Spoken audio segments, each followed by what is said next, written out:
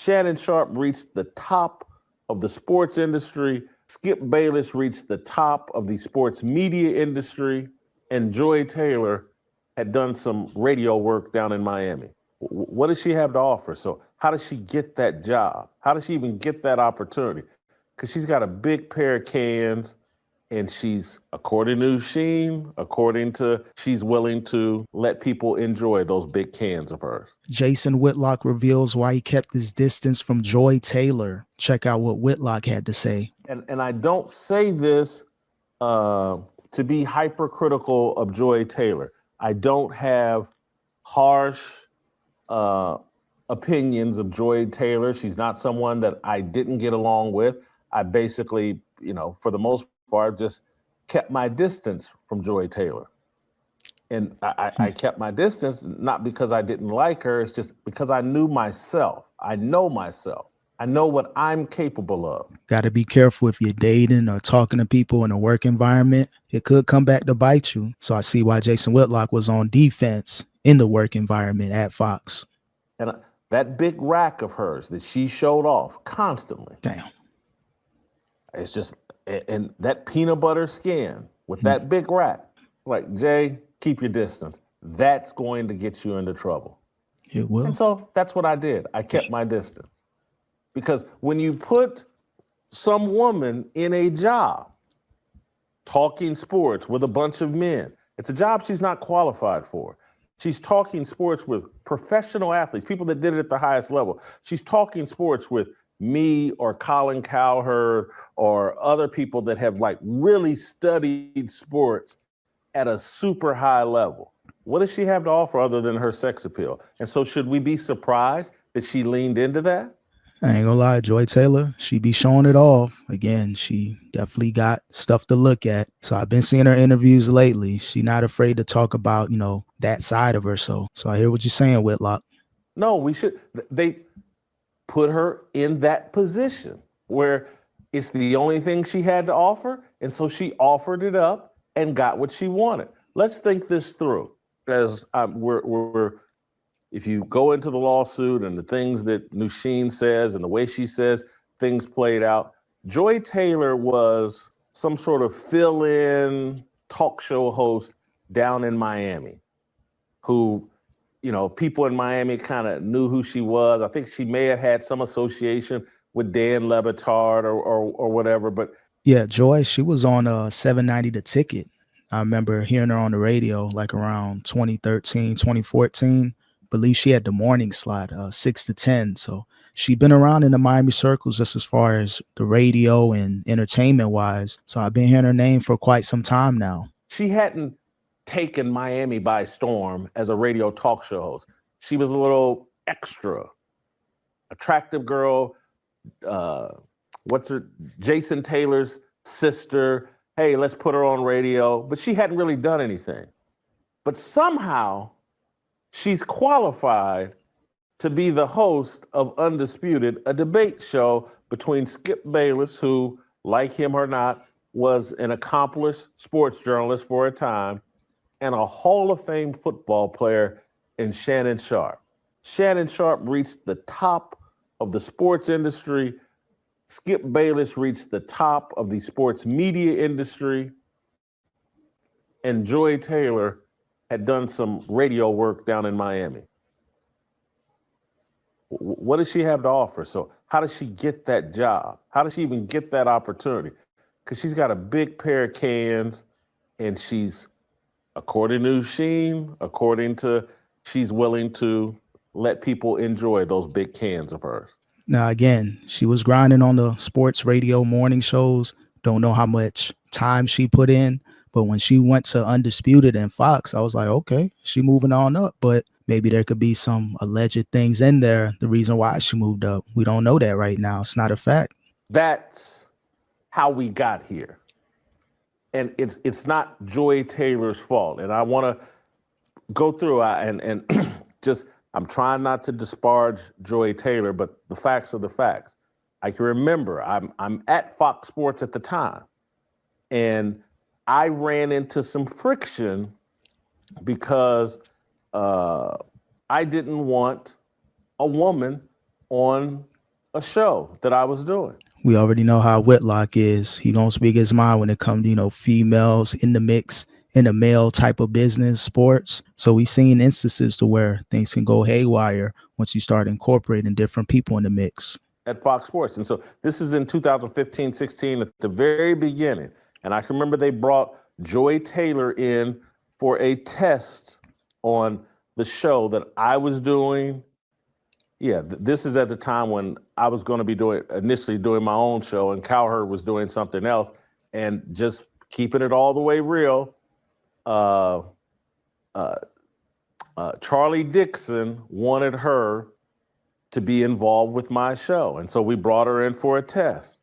And I didn't think the test went well, and I let everybody know, hey, I don't think this test went well. I don't want, this isn't the direction I wanted to go.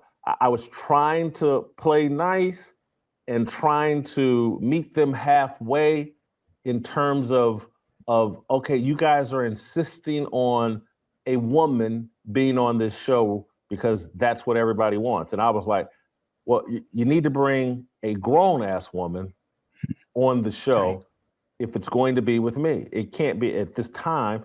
This is 10 years ago. Joy Taylor's probably 25, 26 years old. You talking about, I got a lot of discipline, but 25-year-old with them big cans and that peanut butter skin who has nothing to say, at some point I'm going to lose respect. And I'm like, well, the only thing she's got to offer is them big cans and that peanut butter skin. Joy, she's decent when it comes to sports. She got a presence, a voice, seems kind of like the alpha female type. But, Whitlock, he has his preference as far as who he wants to do television with. So I can't knock him for that. And so if I got to put up with this, I might as well enjoy them big cans. And so I said, no, I don't want to put myself in that position. And so I can remember I brought in Bonnie Bernstein. Bonnie Bernstein's around my age, a few years younger, perhaps. But I was like, she's been around the block. She actually has been involved in sports media for a long time. She might have something of substance to offer. And the test we did with Bonnie Bernstein went much better.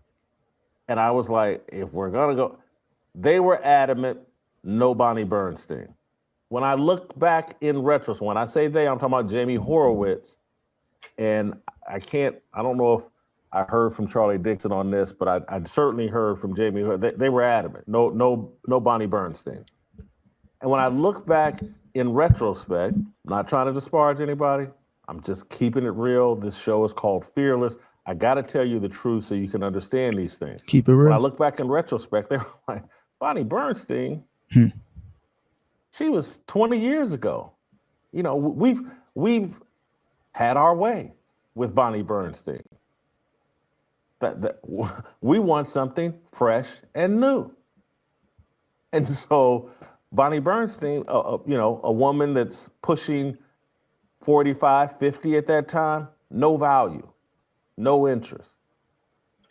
No one's sexually attracted enough to Bonnie Bernstein at that time to give her the job. And that's what Joy Taylor's good at. Easy on the eyes, got everything a dude would want to look at. But at the same time, if all these allegations may be true as far as Joy Taylor's role in the Skip Bayless lawsuit, again, overall great decision by Whitlock. Not even entertaining it. But if you want views, clicks, have a beautiful woman with you as a co-host. That's a great way to get a lot of views, a lot of great ratings. That's what we're seeing with TV, seeing it with ESPN First Take, Molly Qerim. You got a female on every panel. This is where we're at with it, especially in 2025. And so we didn't do that. I kept holding firm. Next thing you know, me and Cowherd are doing the show together, and Jayson McIntyre is going to be our sidekick.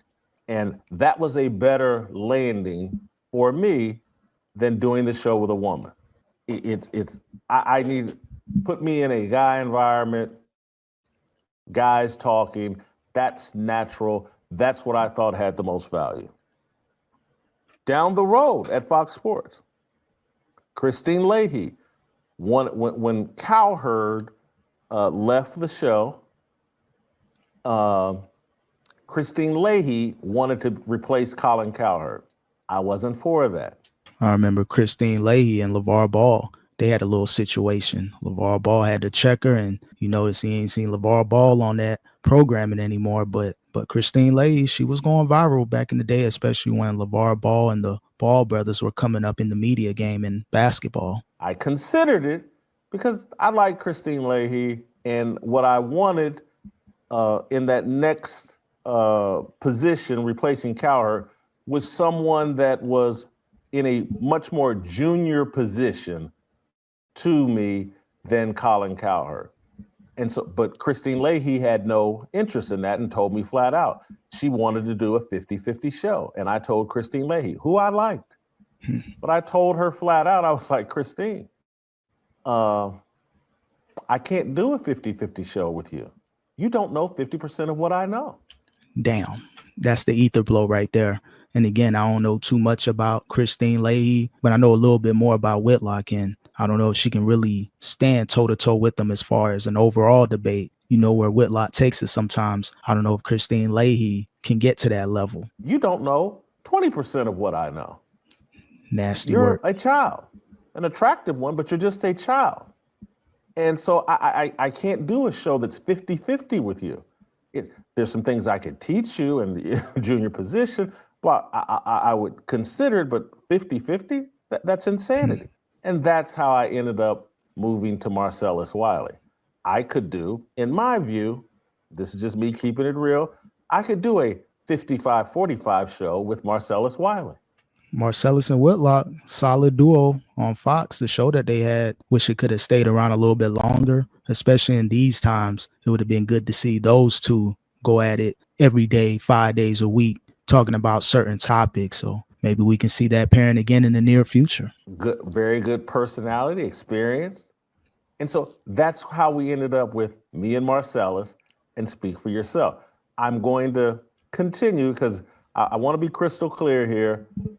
I like Charlie Dixon, the executive that allegedly was sleeping with Joy Taylor, and that's how she got her position, according to noushin in this lawsuit. Just in the interest of transparency and just me keeping it real. When I was at Fox Sports, I don't know if this is factual, but I know what everybody thought. Everybody, these stories that noushin's talking about in this lawsuit, they were widespread and prevalent in 2016. I heard about a couple lawsuits allegedly from Fox Sports, so he would know better than a lot of people since he worked, within that building. So Fox, they got some work to do, got some cleaning up to do immediately. Everybody across Fox Sports thought and gossiped about Joy Taylor and Charlie Dixon. Again, I heard the same talk as everyone else. My name was Bennett. I wasn't in it. That's but how you gotta do I do know that the women, and I'm going to leave a name out of this. I'm going to leave names out of this. But what's alleged in this lawsuit about Joy Taylor and her sleeping with Charlie Dixon and her telling noushin and others that she will control Charlie Dixon and that she will say that he sexually harassed her if he ever gets out of line. That was a common play. That was a common tactic by women in sports media.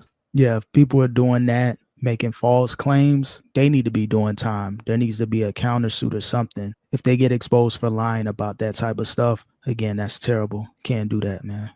What Joy Taylor was, she's more transparent in talking about it than perhaps she should have been, but that was a very common practice. I had a very attractive, big-breasted woman that wanted to work at Fox Sports and another one, I'm not talking about Christine, but another one that wanted to be on Speak for Yourself. And she would ask me out to dinner about once a month and just let me know that in subtle and not so subtle ways, hey, you put me on Speak for Yourself, and these jugs and me could be your little plaything. And I value my independence. I value my ability to say what I think. I didn't want to give anybody leverage over me. And this, I've told you guys previous stories about executives asking me, hey, who on the network would you most like to sleep with? And my thoughts always were, particularly at that time out in Los Angeles, when I was out there from 2010 to 2020, I'm just like, I'm on TV, I make enough money, and there's enough women out here just giving it away. Attractive women, just giving Real it talk. away. I don't need to be doing anything here on the job that could potentially undermine me. I didn't want to be in anybody's potential lawsuit. I didn't want Noushin or anybody, not that I think Noushin's a bad person, but I didn't want anybody having a lawsuit where they're talking about me. It's unnecessary. Yeah, so that was Jason Whitlock talking about why he kept his distance from Joy Taylor. Maybe people didn't understand it back then, but hindsight is always 2020. But when you kind of understand the game, like Whitlock knows, like, you know what, I'm gonna keep my distance, do my job, stay out the way. If I'm gonna engage in any activities, let it be outside the workplace. Once you start to mix and match things, that's how you get into these situations where you got lawsuits coming up. But again, Whitlock knows what it is at Fox, FS1, worked there for 10 years. So he knows a lot more than what he's putting out there. But you got to be careful if you're Whitlock. You don't want any lawsuits. Got to use the word allegedly. Nothing is a fact. Still got to go through the court proceedings, but we're going to see what happens moving forward with the Skip Bayless lawsuit, Joy Taylor, Emmanuel Acho, everybody that's included. And I'll keep y'all updated.